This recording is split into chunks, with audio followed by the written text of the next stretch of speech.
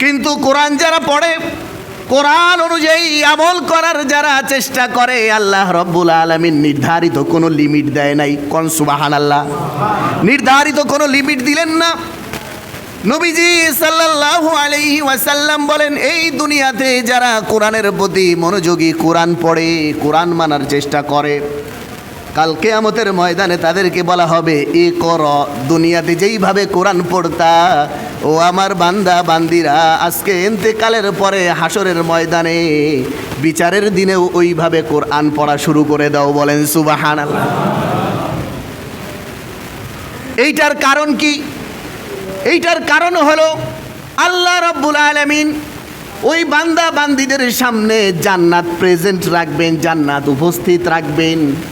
আল্লাহ বলবেন, ইকরা, পড়তে থাকো আর চড়তে থাকো।